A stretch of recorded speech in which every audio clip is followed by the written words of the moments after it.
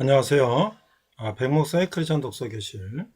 이번 시간은 하나님의 대사, 전 주중대사 통일부 장관을 영입하셨던 김하중 장로님, 오늘의 교회 김하중 장로님을 소개합니다. 하나님의 대사, Ambassador of God.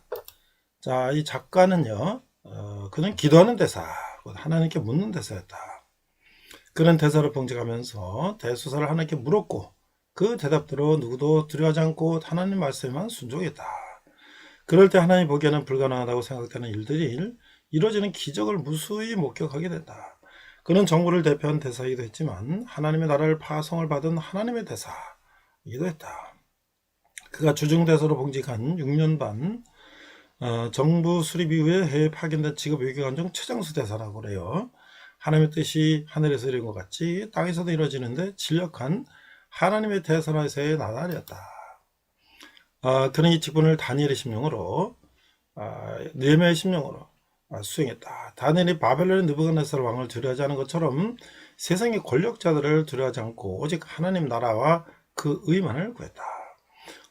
어떤 인적 네트워크에 기대하지 않고 그는 오로지 만군의 여호와의 얼굴만을 눈물로 구하며 느헤미야처럼 하나님의 백성을 구하고 돕는 일에 자기 목숨과 직책을 걸었다. 하나님이 자신을 주중대사로 파송하신 까닭이 에스더처럼 제비대로 염이 아닌가 하는 결연한 자세로 자신의 직책이 하나님의 백성을 섬기라는 것임을 알고 최선을 다했다. 또한 주중대사로 중국과 중국인들을 진심으로 사랑하면서 어떤 사람의 경우에는 15년에 걸쳐 10,000번 이상의 중복이 들었다. 그의 간절한 기도와 순종으로 말미암아 한중 관계가 더욱 강화된 것은 물론이고 중국에 있는 많은 사역자들이 큰 힘을 얻게 되었다. 그는 오늘 모든 그리스도인들에게 도전한다. 그리스도인은 모두 세상에 파송된 하나님의 대사라고. 이 대사 직분을 능력 있게 수행하려면 하나님께 묻고 그 대답을 듣는 영적 기도를 드리는 하나님의 대사가 되어야 한다. 자, 서울대 중국문학과를 졸업하고 외무고시에 합격해서 외무부 아시아 태평양 국장, 대통령 의전비서관, 대통령 외교안보 수석비서관, 주중대사를 거쳐서 통일부 장관을 역임했고 저서는 떠오르는 용 중국이고 현재 오늘이교회 장로로 섬기고 있다. 자, 목차를 보니까요. 처음에 이제 회심의 믿음의 시작은 독신한 어머니 늦둥이 막내에서 이제 어렸을 때 교회에 어렸을 때 자랐던 이야기하고 그다음에 황정엽 망명 사건 이런 위기 상황들을 기록했고요. 두 번째 챕터 2는 흔들리지 않은 믿음 주중 대사가 되게 된 상황들을 설명하고 있고요. 챕터 3는 사랑과 담담으로 얻은 승리, 사스 전쟁, 또 이런 이제 1000명 대성안의 비상대기, 뭐 여러 가지 그 대사 시절의 상황들을 적고 있고, 챕터 4는 중국의 사랑과 축복을 심다. 중국 외교부의 모든 기록을 깨다. 중국에서의 하나님께 놀라운 역사를 기도를 통해서 일으킨 역사들을 자세히 기록하고 있습니다. 이게 전 1, 2, 3권으로 되어 있는데요. 이게 이제 1권이죠. 그래서 챕터 5는 기도하고 순종하는 데를 쓰시는 하나님. 그래서 남북 통일을 위해서. 그 다음에 챕터 6 하나님의 대사로 살다. 하나님의 마음으로 기도합니다. 이런 내용들이 쭉 되어 있습니다. 천국은 침노하는 자의 것. 챕터 7 순종을 얻은 축복. 진정한 축복. 리더는 기도해야 한다. 그래서 에필로그까지 이렇게 되어 있습니다. 자, 책 속으로 보니까 하나님의 뜻을 따랐던 결과 대통령을 별도로 만나게 되다. 외교통상부의 제 공관장 회의는 매년 2월에 개최된다. 예외적으로 2003년에는 노무현 대통령이 취임한 관계로 공관장 회의 개최가 5월 21일부터 23일로 늦춰졌다. 나는 이 문제를 두고 기도하고 있었다. 그날 저녁 나는 하나님께 청와대 만찬에 참석하기 위해 서울에 일찍 들어가겠다고 기도했다. 그러는 하나님께서는 미리 들어가지 말라고 하셨다. 하나님, 제가 말씀에 순종해서 일찍 들어가지 않겠습니다만 만일 사실 주중대사가 새로 취임한 대통령을 못 만나고 임지로 돌아오는 것은 좀 이상합니다. 하나님, 지금이라도 서울에 빨리 들어가지 않겠습니까? 그때 하나님께서 나에게 이렇게 말씀하는 것이었다. 너는 그를 따로 만나게 될 것이라. 나는 하나님의 계약하심 있음을 알게 되었다. 그래서 그때부터 혼자서 대통령께 드릴 보고서를 만들기 시작했다. 중략하고요. 다음날 회의에 참석한 다른 공관장들이 나를 아주 안 됐다는 표정으로 위로했다. 그들은 내가 사스 쪽에서 온 것도 그런데 청와대 만찬까지 참석하지 못했으니 불쌍하다고 생각하는 것 같았다. 회의에 참석하면서도 나는 언제 연락이 오나 하고 기다렸다. 드디어 그날 오후에 청와대에서 연락이 왔다. 다음 월요일 26일 오전 11시 30분까지 청와대로 들어오십시오. 대통령이 별도로 보고를 받으시겠답니다. 하나님 감사합니다. 드디어 대통령을 만나게 해주는군요. 나는 하나님의 살아계심을 다시 한번 확인하면서 온몸에 전율을 느꼈다. 자, 15년 넘게 중국의 친구를 해서 날마다 기도하다. 나는 지난 15년 동안 우차관로에서 수없이 기도했다. 내가 그에게 주한대사로 오라고 말한 후에 3년을 기도했는데 그가 주한대사로 갔다. 그리고 주일대사로 갈 것이라고 말하고 기도했는데 주일대사로 갔다. 다시 3년 후에 외교부 차관이 될 것이라고 말하고 그것을 위해서 기도하고 있는 중에 그가 외교부 차관이 되었다. 그 연태를 연장해달라고 기도했는데 연장이 되었다. 하나님께서 사랑하는 친구를 위한 내 눈물을 기도를 들으셨다. 나는 우다의 차관을 위해 지금까지 10,000번 이상 기도했다. 우리가 어느 한 사람을 위해 사랑의 마음을 가지고 수천 번을 기도하면 그 기도는 영향력을 갖출 수밖에 없다. 세상 사람은 내가 주중대사를 오래 한 것이 단순한 사람을 잘 관리하기 때문이라고 생각한다. 그러나 나는 1965년에 대학에서 중국 문학을 배울 때부터 중국에 대한 꿈을 키웠고 1995년부터 지금까지 사랑하는 중국의 친구들을 위하여 수없이 기도했다. 이것이 내가 정부 수립 이후 직업 외교관으로서 최장수 대사가 될 수 있었던 가장 큰 요인이었다. 김화중 대사님은 중국에 있는 수많은 사람들을 매일 기도를 한다는 거예요. 그리고 나중에 그 사람 얘기하면 그 사람이 깜짝 놀란다는 거죠. 그만큼 그들에서 일일이 기도를 했다는 거예요. 그리고 자신이 원하는 목표를 빨리 이루려다 보니 남이 잘 되는 것을 보지 못했다. 그래서 시기에 질투가 많고 사랑도 여유가 없었다. 여러 가지 방법을 통해 돈이나 명예나 권력을 갖는다고 해도 답답하고 불안하며 남을 미워하고 산다면 세상에는 그것을 성공이라고 할지 모르지만 축복은 아니다. 나는 많은 크리스찬들이 세상 사람들과 똑같은 현상을 보이고 있는 가장 근원적인 문제는 기도에 있다고 생각한다. 많은 사람들이 영으로 기도하지 않고 혼으로 기도하기 때문이다. 하나님의 성령이 우리 안에 계시므로 우리는 성령의 사람인데도 매일 혼으로만 기도한다. 혼으로 기도하니까 하나님을 만날 수 없다. 하나님을 만날 수 없으니까 하나님과 교통이 안 되고 그러니 하나님의 뜻이 어디 있는지 모른다. 하나님의 뜻이 어디인지 몰라 기도를 해도 응답받을 수가 없다. 응답을 받지 못하니 좌절하게 되고 그러다 보니 기도하기가 싫어진다. 마침내는 기도하기를 포기하고 그냥 육신의 정욕대로 사는 것이다. 육의 사람은 자기 마음대로 살지만 영의 사람은 성령께서 이끄신 대로 움직인다. 세상 사람들은 어디로 가야 할지 어떻게 해야 할지 몰라 끊임없이 고민한다. 수없이 만나서 회의를 하고 의논도 해보지만 인간이 가진 한계 때문에 그 결과는 항상 미지수다.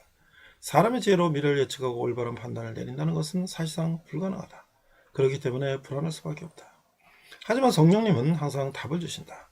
이스라엘 백성을 불기둥과 구름기둥으로 인도한 것이 바로 성령님이셨다. 우리가 그 성령님을 의지하고 살면 놀라운 인생이 시작된다. 출판사의 서평이에요. 역대 최장수 주중대사 전 통일부 장관 김화중 장로의 성령을 따라 사는 삶. 15년간 10,000번 기도, 매 300명 중보 기도로 사랑을 전하는 하늘의 대사.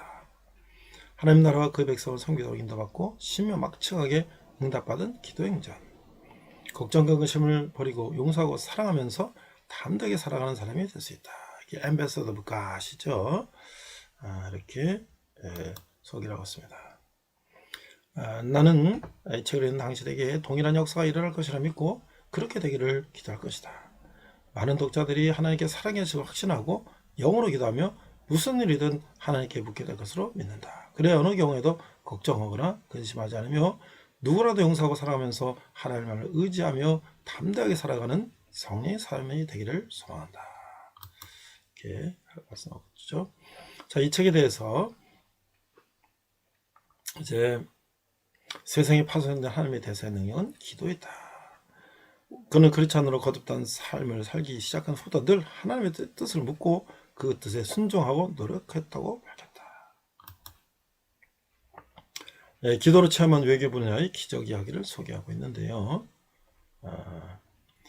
북한 고위 간부였던 황장엽 씨가 망명 신청했을 때 전파 차림으로 은밀하게 다니며 35일이라는 최단 기간 내에 해결할 때도 그를 위해 중보 기도를 하는 많은 이들이 있었고 그도 물론 기도를 했다. 김대중 대통령의 의전비서관 시절 보고 전에 기도를 못한 경우 대통령에게 잊은 것이 있다며 양해를 구하고 기도에 다시 들어갔다는 일화도 있다. 참 대단한 분이죠. 그의 삶은 느헤미야나 다니엘 같은 성경 속 인물들이 왕들 앞에 나갈 때 먼저 기도했다는 사실을 떠올리게 한다. 자기 혼자 일방적으로 지담하는 혼적인 기도가 아니라 응답하시는 하나님과 교통하는 쌍방통의 영적인 기도, 곧 성령 안에서 하는 기도를 드려야 한다는 것이다. 걱정하거나 근심하지 않으며 하나님만 의지하며 살아가는 사람이 된다. 이 책을 보는 독자들도 하나님께서 살아계신 것을 확신하고 영으로 기도하며 무슨 일이든 하나님께 묻게 될 것이다. 그래야 어느 경우에도 걱정하거나 근심하지 않으며 누구라도 용서하고 살아가면서 하나님만을 의지하며 담대히 살아가는 성령의 사람을 닮아갈 것이다. 저도 하루에 3번 시간을 9시, 12시 이렇게 저녁 9시 이렇게 시간 정해놓고 기도했었는데 요새 또 기도가 게을러졌어요. 다시 저도 때를 정해놓고 기도하는 사람이 되어야 될 것 같습니다. 이상 백목사의 크리스찬 독서교실이었습니다. 이번 시간은 다니엘서 하나님의 대사라고 하는 부제를 가지고 말씀을 나누고자 합니다. 이제 포로기한 7번째 시간인데요. 이제 구약이 거의 마무리돼 가고 있습니다. 제가 한 1년 반, 2년에 걸쳐서 창세기부터 지금 강의하고 지금 설교하고 있는데요. 이제 한 몇 주 후에는 우리가 이제 다시 신약 복음서부터 시작을 설교하게 될 것입니다. 자, 오늘 본문 말씀은 다니엘서 2장 44절 말씀을 한글과 영어로 함께 자막을 보고 읽도록 하겠습니다. 다니엘 2장 44절.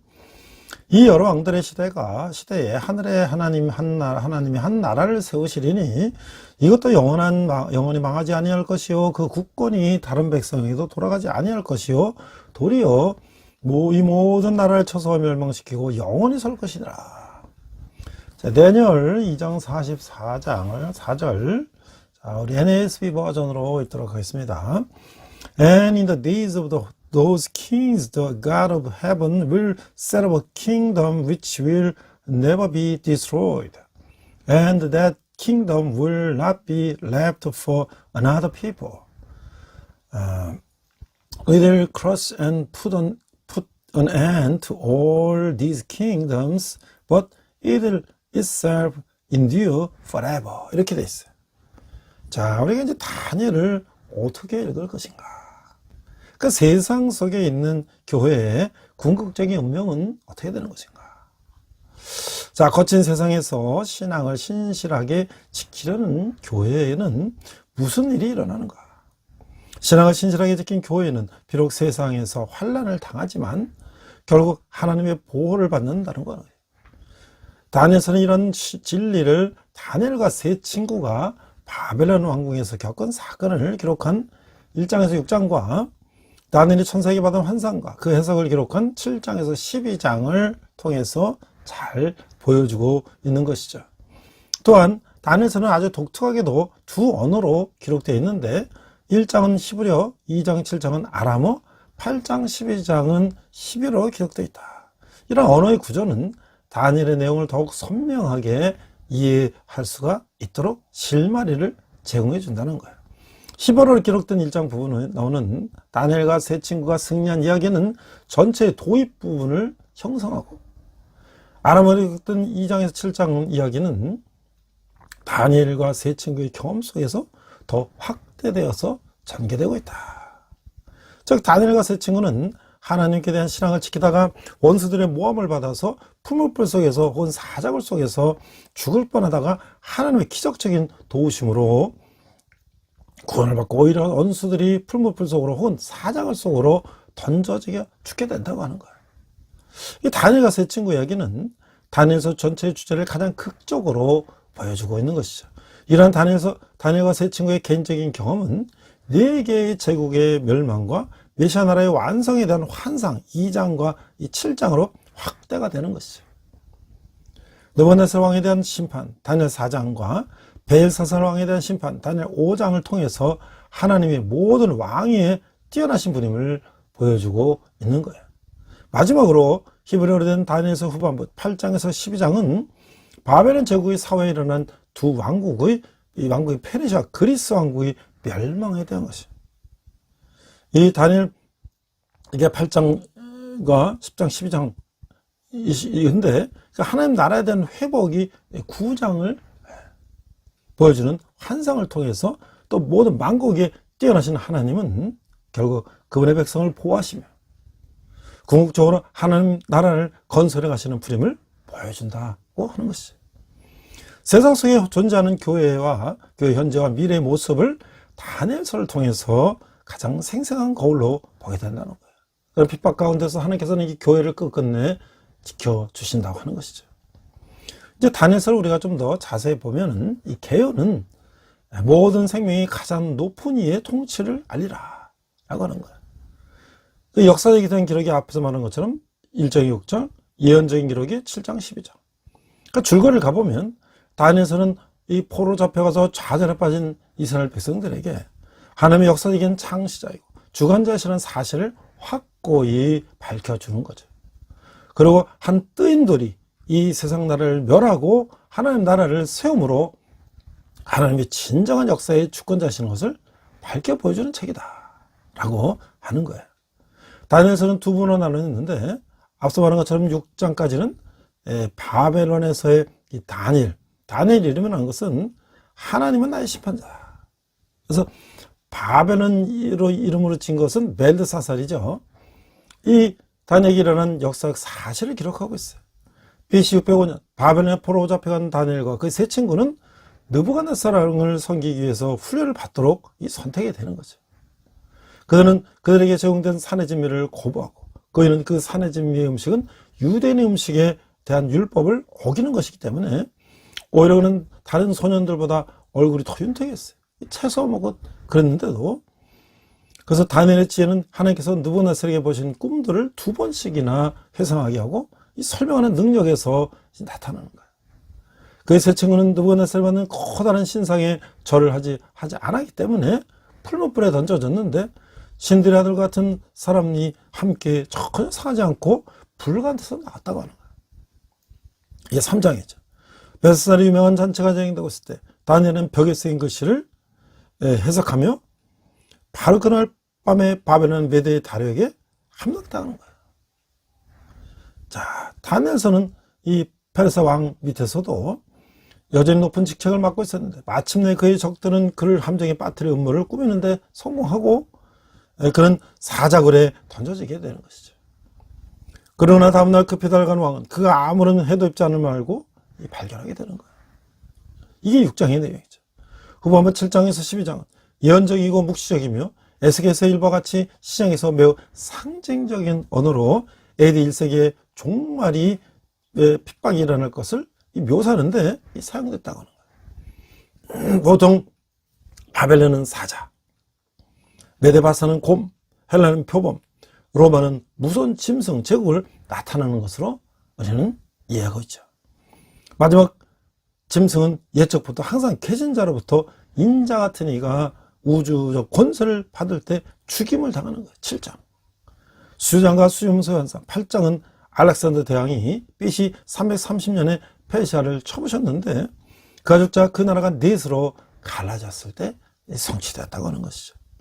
결국 그의 뒤를 이어 악명 높은 아람왕 안디오커스 에피파네스가 왕이 올랐는데 그는 유대 백성을 너무나 잔인하게 핍박이기 때문에 유대 지도자인 마카비우스 이름을 따서 마카베의 반란이라 불리는 정언동이 일어났던 것이죠. 천사장 가브리엘이 정한 때의 끝을 말하기 때문에 아마도 안티오커스는 적 그리스도를 예시하는 것 같다라고 하는 것이죠. 이때는 백성들이 70년간 포로 생활하고 있었던 중이었으나 다니엘은 해방시켜달라고 끊임없이 기도하는 일을 포기하지 않았던 것이에요. 이게 9장이죠. 그가 백성들의 죄에 대한 이체감을 갖는 것과 해방시켜달라는 철박한 탄원이 이제 곧 응답될 것이라고 하는 거예요. 마지막에서 이 두 번째 환상에서의 다니엘은 눈으로 볼 수 있는 세상의 사건들 배후에는 하늘의 군대들이 포함된 보이지 않는 투쟁이 있다는 것을 발견하게 되는 거예요. 이게 바로 10장이에요. 11장에는 특별히 안티오코스에 초점을 맞춰서 400년의 역사에 대한 선택적인 예고가 나오게 되는데 마지막 장은 마지막 때에 대해 다루고 있으며 다니엘에게 때가 되면 그가 부활할 것이라는 분명한 약속이 나오고 있는 거예요. 자, 이제 우리가 다니엘서를 한 장씩 차례대로 한번 보도록 하겠습니다. 자, 다니엘 1장은 섞이지 않는 다니엘. 이게 이제 하나님의 관점이에요. 다니엘은 젊었을 때 나라가 망해서 먼 바벨론 땅에 포로로 잡혀간 인질에 불과했어요. 다니엘은 결코 그 나라의 신앙과 섞이지 않기로 결단하고 하나님께 기도하는 거예요. 이게 1장 8절에서 16절이죠. 왕이 환관장 아스브나스에게 말하며 이스라엘 자손 중에 왕족과 귀족 몇 사람 곧 흠이 없고 용모가 아름다우며 모든 지혜를 통찰하며 지식에 통달하며 학문에 익숙하며 왕궁에 살만한 소년을 데려오게 하였고 그들에게 갈대아 사람의 학문과 언어를 가르치게 하였고. 다니엘은 여러 황제들을 섬겼으며 심지어 대제국의 황제들마저도 다니엘의 신앙을 흠모했다고 하는 거예요. 다니엘 2장에서 4장 보니까 이 땅에 하나님 나라의 이름을 좌절될 것인가. 2장 느부갓네살의 꿈과 7장 다니엘의 환상에서 보는 이 하나님 나라를 이렇게 이야기하고 있죠. 남왕국 유다마저도 우상을 섬기는 세상 나라인 바벨론에 의해서 망해버리자 하나님의 나라를 이루려는 하나님의 계획은 수포로 돌아갈 것인가 라고 좌절할 수가 있었던 것이죠. 그러나 하나님의 계획이 인간의 힘에 의해 결코 좌절될 수 없음을 보여주는 것이죠. 하나님은 2장에서 세상을 온통 자기가 지배하는 줄 알고 있던 느부갓네살에게 한 꿈을 꾸도록 해서 인간의 힘으로 결코 하나님의 계획이 끝나지 않음을 보여주는 거예요. 그것은 바벨론을 필두로 한 세상 나라는 유한한 나라며 결국 멸망하고 많은 나라지만 하나님 나라는 영원한 나라임을 증거하고 있는 거예요. 그게 바로 2장 오늘 본문을 읽었던 2장 44절 45절이죠. 한번 다시 한번 읽어볼까요? 이 여러 왕들의 시대에 하늘에 하나님이 한 나라를 세우시리니 이것은 영원히 망하지도 않을 것이요 그 국권이 다른 뱃상으로 돌아가지도 아니할 것이요 도리어 이 모든 나라를 쳐서 멸망시키고 영원히 설 것이라. 45절 손대지 않은 돌이 산에서 나와서 쇠와 놋과 진흙과 은과 금을 부서뜨린 것을 왕께서 보신 것은 크신 하나님이 장래일을 왕께 알게 하신 것이라. 이 꿈은 참되고 이 해석은 확실하나이다. 이 다니엘서 2장에서 느부갓네살이 꾼 꿈에 나오는 머리는 순금이고 가슴과 두 팔은 은이고 배와 넓적다리는 굴이고 종아리는 철과 진흙으로 된 신상은 위에서부터 바벨론과 그다음 메데바사와 그리스와 로마로 해석되는 이 세상 나라를 보여주는 거예요. 그러나 이 화려하고 막강해 보이는 세상 나라들도 뜨인 돌 하나에 의해서 가루처럼 이제 바스러져지고 이 돌은 태산을 이뤘다고 했어요. 다니엘은 이 돌은 영원한 하나님 나라로 해석되는 거예요. 이 세상 나라 왕 느부갓네살이 꾼 꿈에서 세상 나라들은 금은 놋, 철로 화려하게 보이고 하나님 나라는 보잘것없는 모양도 없고 풍채도 없는 돌멩이로 보였지만 사람들 보기에 고운 모양도 없고 풍채도 없는 돌멩이 같은 하나님 나라가 세상 나라를 제압하고 영원히 산다는 것을 보여주는 것이라는 거예요. 하나님이 그 당시 최강대국인 바벨론과 그 뒤를 이어 나타날 막강한 세상의 나라들은 결국 망하고 사라지게 될 것이며 오직 하나님 나라만이 영원히 굳게 선다는 하나님 나라의 영원성을 증거하신 것이다 라고 말할 수가 있는 것이죠. 다니엘 5장은 다니엘과 벨사살의 이야기인데 BC 539년 벨사살 왕의 잔치에 한 손이 나타나서 벽에 메네 데겔 우바르신이라는 글을 쓰는 일이 벌어지는 거예요. 이를 풀 사람이 없어 급히 다니엘을 이제 불러오게 되는데 다니엘은 1차 포로 때 어린 나이로 잡혀가서 지금까지 바벨론에 있었는데 세월이 70년 흘러 그의 나이도 이제 90에 가까운 나이가 됐다는 거예요.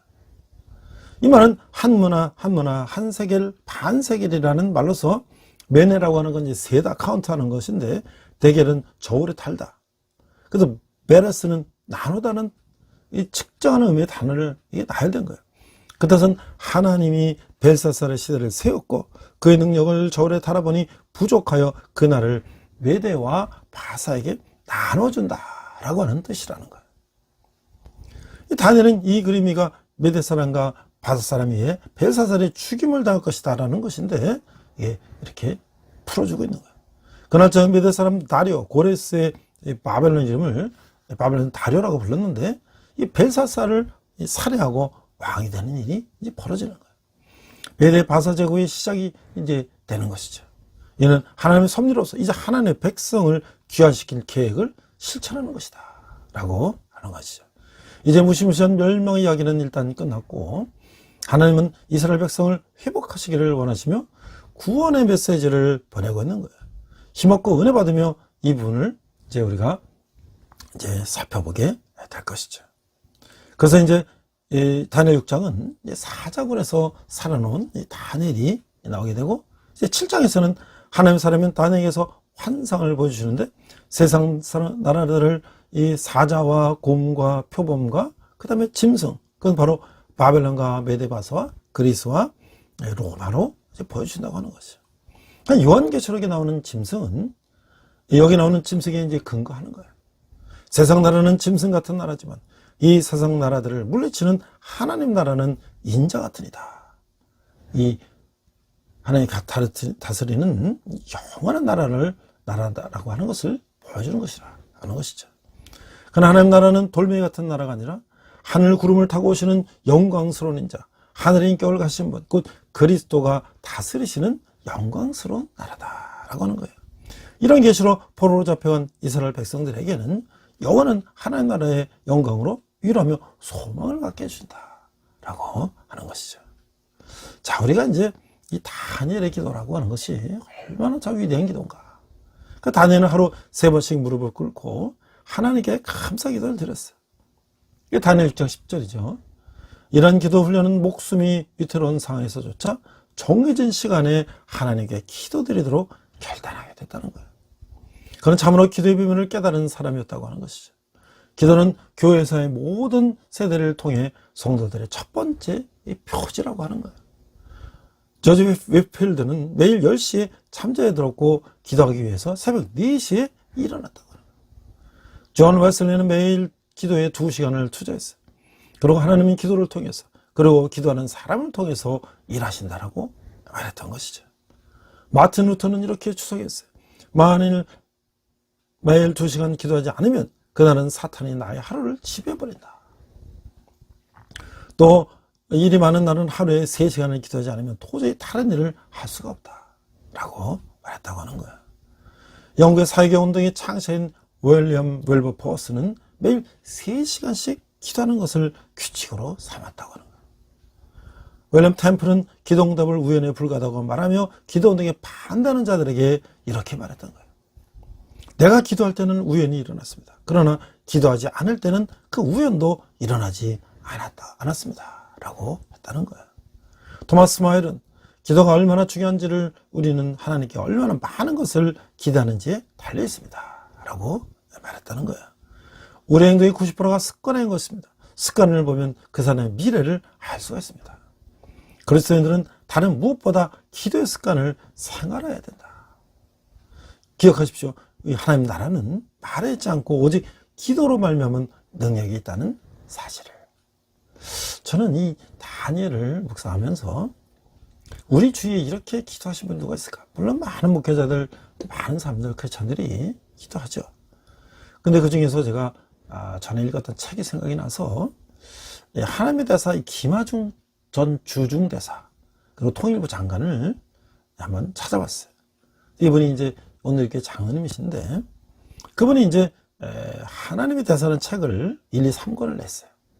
근데 1권은 성령의 사람. 그래서 엠베사더가 성령을 따라 담대하게 사는 삶. 그래서 이제 내게 물어라 반드시 답할 것이다. 그 말씀에 순종해서 얻은 승리의 기도이다. 이게 역대 최장수 주중대사를 했고 6년 반을 했고요. 또 통일부 장관 했고요. 그 15년간 한 번의 기도를 했고 매일 300명의 중보기도로 사랑을 전하는 하늘의 대사다. 그러니까 이 책을 보면 매일마다 중국에 있는 이 고위급 인사들을 위해서 매일 기도했다는 거예요. 그 언젠가 이제 그들을 만나서 얘기할 때 보면 내가 당신들을 위해서 기도하겠다. 공산주의자들이잖아요, 그 사람들은. 그 말에 깜짝 놀라고 얘가 얼마나 감사하고 그런지 그들도 이 하나님의 존재를 공산주의 사상이 부인하지만 개인적으로는 그 뭔가 조물주가 계시다. 뭔가 이 천지를 다 다스리는 분이 계시다는 걸 인간인데 그걸 모르겠습니까? 자, 이 책은 하나님 나라의 진척과 하나님 나라 백성을 섬기는데 하나님께서 어떻게 내 기도를 인도하셨고, 어떻게 신명막측하게 응답하셨고, 어떻게 하나님 때에 하나님 나라 사람들을 만나게 하셨는가에 대한 나의 소박한 기도 행전이다 라고 이제 말하고 있는 거예요. 그래서 이 책을 보니까 첫 번째 이제 1편은 그 자신의 일터와 삶의 자리에서 하나님의 대단한 거룩한 소명감을 가지고 성령 안에서 기도하며 하나님 나라의 진정과 하나님 나라의 백성을 섬기는 자리에 서게 된다면 이 책은 그 소임을 다한 것이라 생각한다. 하나님께서 영어로 기도하는 하나님의 대사들을 우후죽순처럼 일으켜 주시를 기원한다. 이게 이제 1권의 프롤로그에 나오는 이야기예요. 두 번째는 이제 하나님 대사, 이제 기도의 용사. 근데 이 책을 읽으면 기도하지 않을 수가 없다. 하나님의 사람에게서 베푸시는 놀라운 기도의 응답을 기록했고요. 기도하는 하나님 대사 전 통일부 장관 김화정 장로의 하나님 뜻에 순종하는 삶이라고 기도했어요. 기록이 돼 있어요. 이게 처음 책을 쓸 때 나는 몇 가지 기도를 했다. 누구든지 책을 손에 잡으면 다 읽을 때까지 놓지 않도록 해주시고, 책을 읽으면서 회개 눈물을 흘리도록 해주시고, 난 다음에 다시 기도를 시작하도록 해주시고, 자신의 유익을 구하는 혼의 기도만이 아닌 영의 기도를 하게 해달라는 것이다. 책이 나오자마자 수많은 독자들이 내게 보낸 메일을 보면서 나의 기도가 모두 응답된 것을 알 수 있었다. 그리고 내 주위에 놀라운 일들이 일어나기 시작했다. 오직 하나님만 의지하며 순종하리라. 이게 이제 이권의 에필로그 마지막 부분에 있는 얘기예요. 나는 고난을 겪지 않고 예수를 믿게 된 대신에 하나님의 나를 축복하시는 만큼 내 자신이 스스로 힘든 길을 가기로 결정했다. 가능한 세상적인 즐거움은 멀리하고 시간만 나면 무릎 꿇고 기도하면서 하나님의 말씀에 충성하는 삶을 살기로 했다.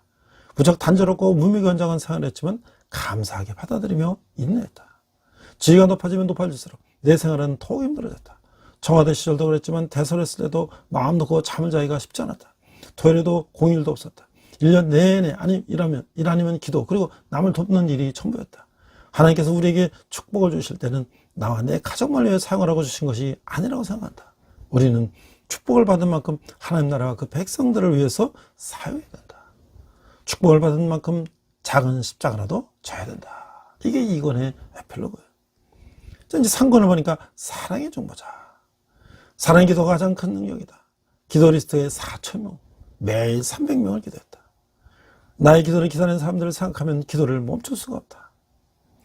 예수님 마음으로 나라와 교회와 하나님의 사람들을 위해서 끊임없이 기도하는 김화중 장로, 전 통일부 장관 주중대사의 놀라운 기도 행전이다.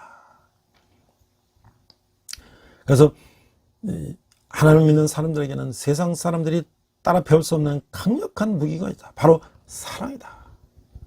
물론 믿지 않는 사람도 얼마든지 사람을 사랑할 수 있지만 하나님께서 주시는 사랑과 국률한 마음으로 원수까지 용서하기는 어렵다. 따라서 진정한 사랑은 하나님의 사람들의 가장 중요한 특징이라고 할 수가 있다. 우리는 사랑을 통해서 내가 속한 직장을 변화시킬 수 있고 내 주위 사람들을 변화시킬 수가 있다. 하지만 미워하는 사람이나 원수를 직접 만나 사랑한다고 말하기는 상당히 어렵다. 그럴 때 우리는 기도를 통해서 사랑을 전해야 한다. 우리가 무릎 꿇고 자기를 미워하는 사람들을 용서하고 그를 위해서 기도하면서 사랑과 축복을 선포할 때 내 안에서 놀라운 역사가 일어난다. 그것이 사랑의 능력이며 기도의 능력이다. 이렇게 이제 세 권을 소개하고 있어요. 자, 이 김화중 장로님은 1947년생인데 이번에 이제 서울대 중문학과를 졸업하시고 외무고시를 합격하시고 이제 외무부에 들어가서 1973년부터 2009년까지 36년 동안 이제 공직 생활을 했는데 외교부에서 이제 그 앞서 말한 것처럼 그 책에서 나온 것처럼 한중 관계에 큰 이제 기여를 하셨다. 자, 이제 은퇴 후에 역사의 무대에 드러난 그 뛰어난 활약의 토대가 사실은 하나님과 매 순간 친밀하게 교제하는 삶에 있었음을 하나님의 대사 시리즈에서 흥미진진하게 밝혔다. 수많은 독자가 그의 삶을 읽고 난 뒤에 큰 도전을 받고 역사의 주관자이신 하나님께 영광을 돌렸으며 멈췄던 기도를 다시 시작하게 됐다라고 하는 거야. 얼마나 이 다니엘 같은 늘 하나님께 기도하는 그런 기도의 사람이었다는 거 하는 것이죠. 그는 이제 청와대 대통령을 만나러 갈 때도 잠깐 비서한테 얘기하고 그 대통령을 만나러 들어가기 전에 그 별실에서 잠깐 기도하고 대통령을 만나고 말이죠. 어떨 때는 기도하고 만나는 걸 까먹어서 잠깐 뭘 가져온다고 그러면서 나가서 잠깐 기도하고는 정말 그런 기도의 사람이었다. 오늘 우리가 다니엘의 기도를 보면서 우리도 그런 다니엘 같은 김화중 대사 같은 기도의 사람이 되면 할 수 있겠다라고 저는 생각합니다. 자, 그래서 이제 구약과 신약 중간 시대가 다니엘 7, 8세에 나오는 것인데, 여기 보면 다니엘 7, 8장에 나오는 7장의 작은 뿔과 8장의 작은 뿔이 나오는데, 7장의 작은 뿔은 로마에서 일어날 것이다. 그 11뿔이 있고 10개 중 3개가 뿔이 뽑을 것이다. 하나님의 백성을 42개월 또는 3.5년 동안 박해할 것이다.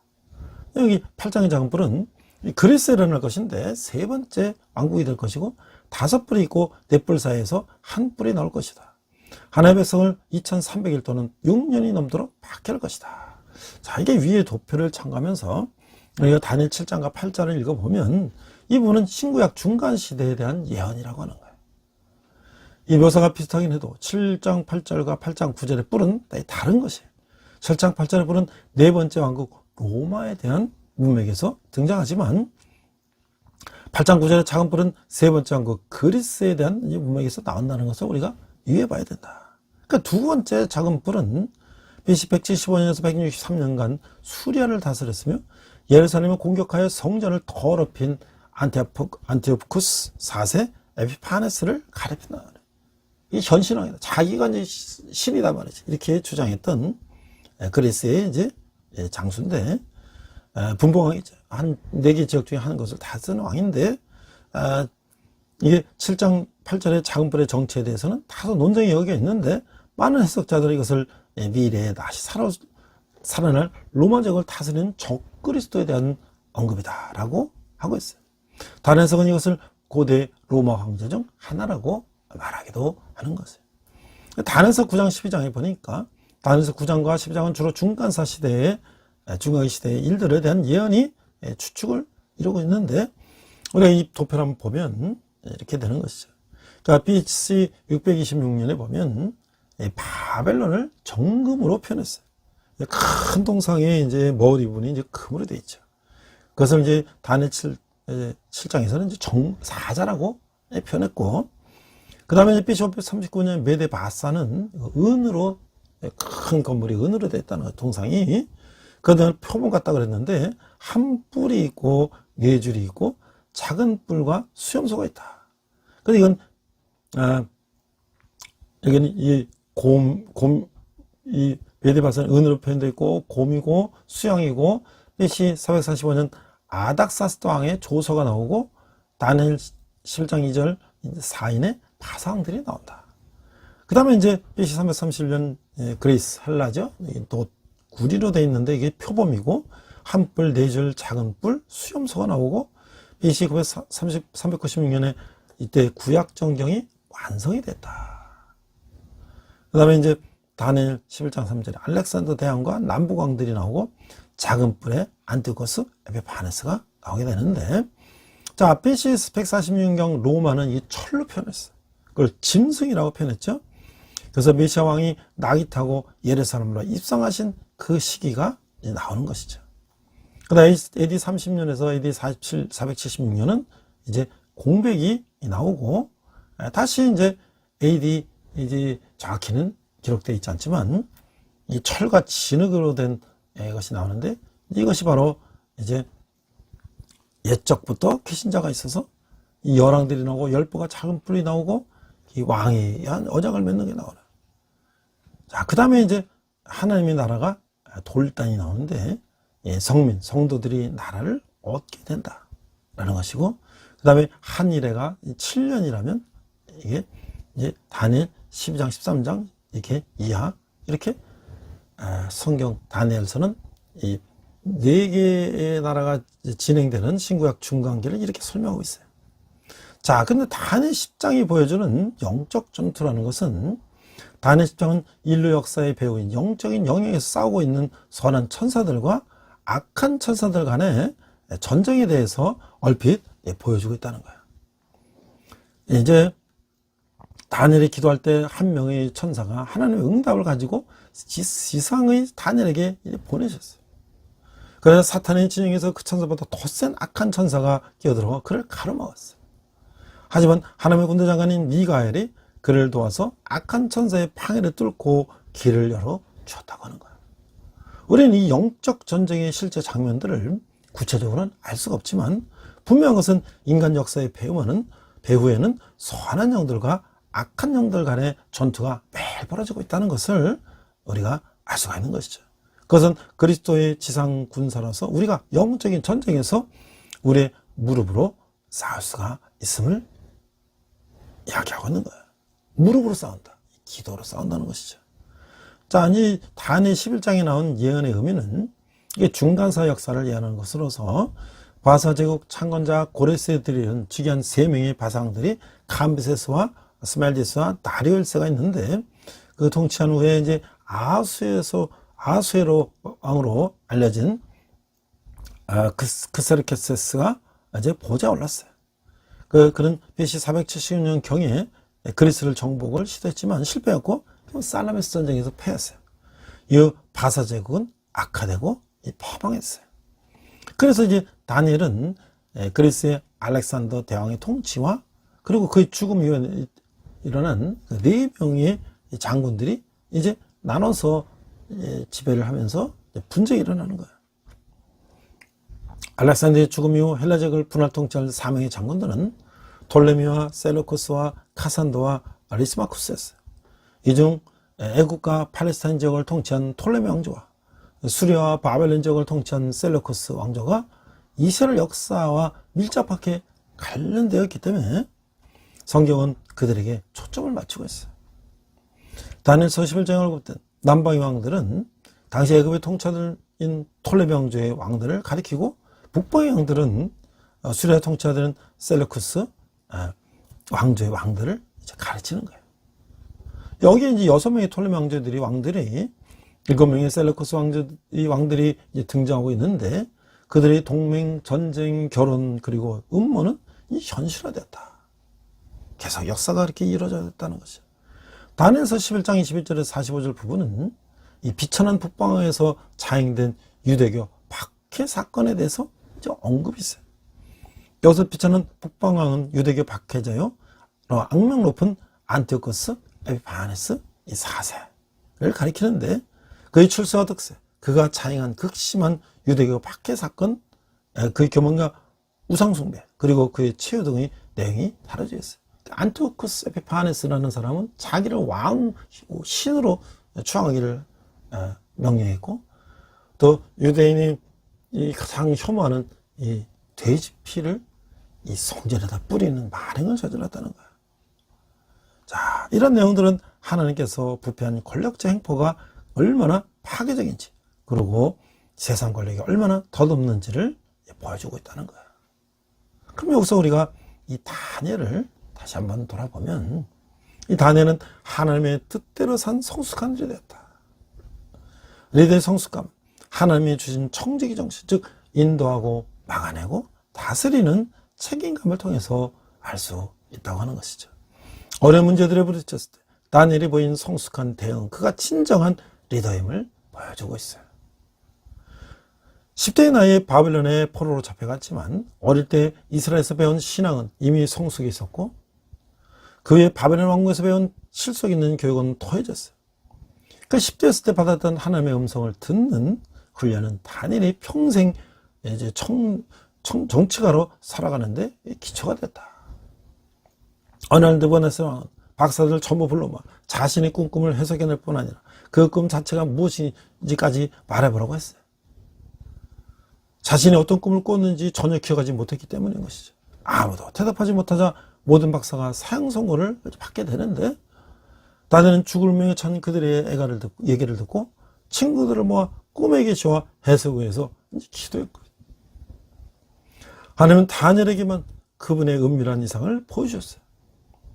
그날 밤 하나님이 다니엘에게 주신 꿈 해석 능력은 그 나라의 모든 술사나 예언가가 아무리 노력해도 얻을 수가 없는 그런 해몽이었다고 하는 것이죠. 자, 하나님의 일은 사람의 의지로 되지 않는 거예요. 오직 하나님의 뜻으로 되는 것이죠. 다니엘의 기도에 응답하시고 오직 그분만 믿고 계신 비밀을 보여주시는 것이 하나님의 뜻이다 라고 하는 거예요. 우리를 향한 하나님의 선하신 뜻은 각자 독자적인 삶의 목적을 달성하고 잠재력을 극대화하도록 우리 안에 행하시는 것이다 라고 하는 것이죠. 자, 이제 우리 다니엘서에 보면 이 종말의 때가 나와요.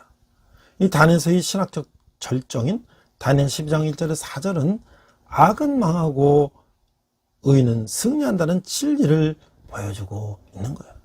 특히 1절에는 그 때라는 말이 3번이나 나와요.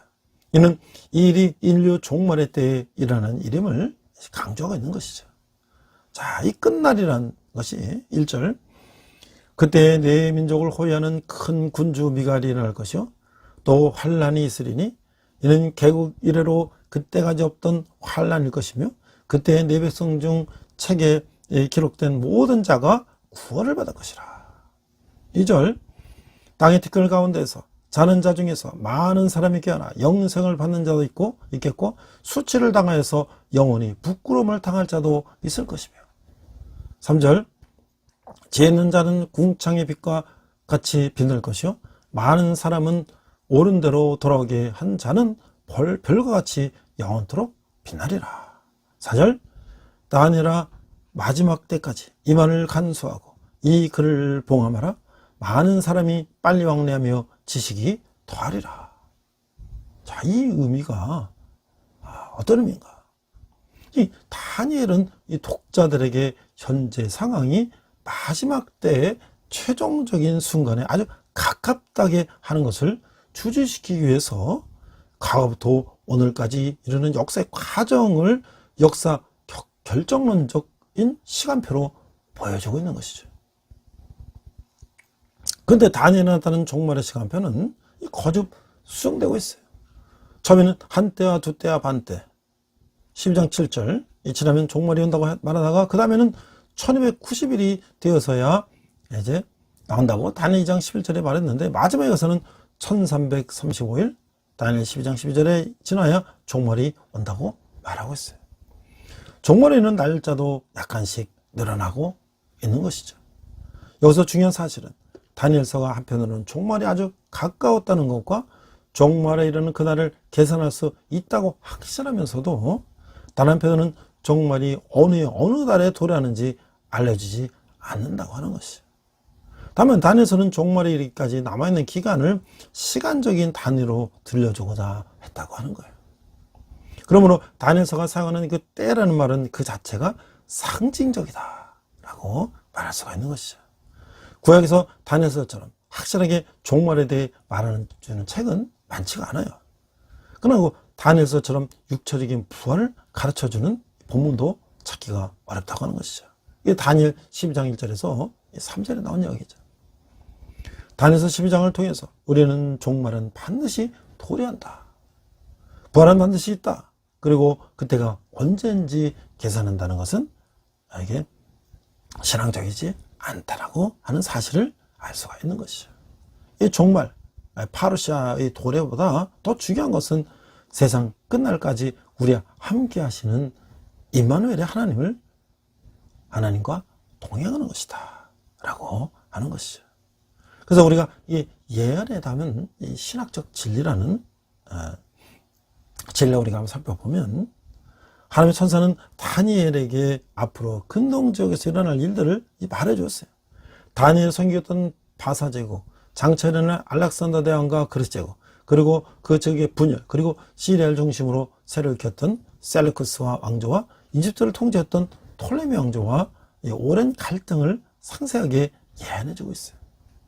또한 자기 뜻대로 행하며 스스로 높여 모든 신보다 크다면서 하나님을 대적하는 적그리스도 안티오쿠스 에피파네스와 그 종말에 관해 상세하게 알려주고 있는 것이죠. 다니엘에게 알려준 예언의 성취는 세상 나라는 영원하지 않으며 인본주의로 인해 하나님께 반역할 수 있다는 사실을 보여주고 있는 거예요. 다니엘서 10번장은 오늘 우리에게 다음과 같은 실학적 진리를 제시하고 있는 것이죠. 첫 번째, 하나님은 인류 역사를 주관하시는 분이다. 하나님은 다니엘을 통해서 예언을 주셨고 고대 근동 역사 속에서 주신 예언을 통해서 모두 성취하셨다. 두 번째, 하나님은 전지전능하신 분이다. 하나님 미래를 꿰뚫어 보시며 모든 것을 하시고 뜻하신 대로 이루어 가시는 분이라고 하는 것이죠. 세 번째, 하나님 말씀대로 이루시는 분이다. 성경은 하나님의 영감으로 쓰인 책인데 미래에 가는 예언을 하고 있어요. 우리는 다니엘에게 주셨던 예언이 그대로 성취된 것처럼 성경이 말씀하신 대로 이루어질 것을 믿는다고 하는 거예요. 이 마지막으로 네 번째는 세상의 권세는 반드시 종말이 있다. 아무리 권세가 영원할 것처럼 보여도 세상의 정권들은 끝이 있게 마련이다. 예수 그리스도가 다시 오실 때까지 세상에는 새로운 정권과 권세들이 계속해서 일하고 말 것이다 라고 말하고 있는 거예요. 어제도 뉴스에 보니까 러시아에서 미사일을 쏴가지고 그 이제 민간 지역에 이제 미사일이 떨어져가지고 많은 사람들이 희생당하고 어린애까지 희생당하는 그런 일들이 벌어지고 있어요. 아마 푸틴은 자기가 이제 수십 년간 러시아를 지배하니까 자기가 마치 신적인 존재나 된 것처럼 이 옆에 옛날 공산권에 있던 나라를 자기가 다시 침략해서 그대로 속국으로 만들고 자기는 영원한 러시아의 지도자가 될 것 같이 행동했지만 결코 전 세계가 그것을 차지하지 않고 하나님께서 그것을 차지하지 않죠. 이 공산주의자들은 인간의 목숨을 이 유물론적인 사고로 다 물질적인 거기 때문에 죽어도 별 중요하지 않은 가치로 생각하고 그렇게 무자비한 폭격을 하고 하지만 하나님의 백성들, 우리가 서구를 중심으로 한 미국을 중심으로 한 서구의 하나님의 섭리를 알고 있는 이런 국가 지도자들이 연합해서 대항함으로써 그들은 결국 과거에 그랬던 것처럼 이 바벨론과 페르시아와 그 다음에 그리스와 로마가 망했던 것처럼 오늘날의 이 공산주의 세력이 경제적으로 다 망했고 이제 마지막 남은 정치적인 또 군사적인 것도 언젠가는 종말을 꼴 것이다.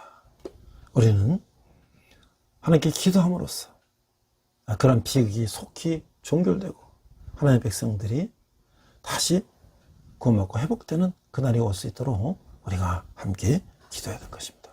함께 기도하겠습니다.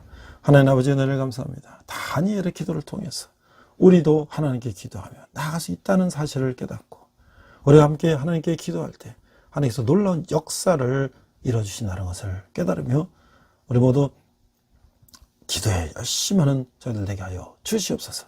감사드리며 예수님 이름으로 기도했습니다. 아멘.